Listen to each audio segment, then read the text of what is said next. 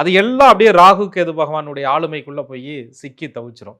அப்ப சூரியன் தன்னுடைய சுய ஒளியை பிரகாசிக்க முடியாத நிலையில எப்படி இருள் சூழப்படுதோ, அதே மாதிரி சிம்ம ராசிக்காரங்க தன்னட்டே இருக்கக்கூடிய அந்த தைரியம், அந்த தன்னம்பிக்கையை இவங்களுக்கு எதிராக இன்னொருத்தர் பார்த்து இவங்களை தொந்தரவுப்படுத்துற மாதிரி ஒரு உறவுகளுக்குள்ள சிக்கிக்கிருவாங்க சிம்ம ராசிக்காரர்கள்.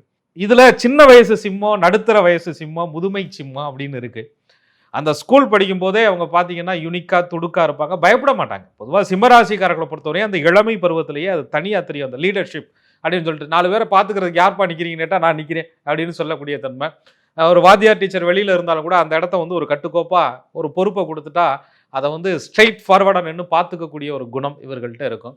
அதே நேரத்தில் அந்த பெருமையாக அந்த தைரியமாக இருக்கக்கூடிய விஷயமே சில பேர் வந்து என்ன இந்த வயசுல எப்படி இருக்குது, திமிரு பிடிச்சதா இருக்குது, இவ்வளவு பிடிவாதமாக இருக்குது, இவ்வளவு ஆணவமாக இருக்குது, இவ்வளவு ஹெட்வெயிட்டாக இருக்குது அப்படின்னு சொல்லும்போது அந்த வயதில் அப்பா தானே அம்மா தானே மாமா தானேன்னு எதிர்த்து பேச முடியாத சிம்மம் அதை வந்து ஒரு உறவை வந்து அப்படியே கசப்போட தன்னுடைய இளமை பருவத்தை அப்படியே கடந்து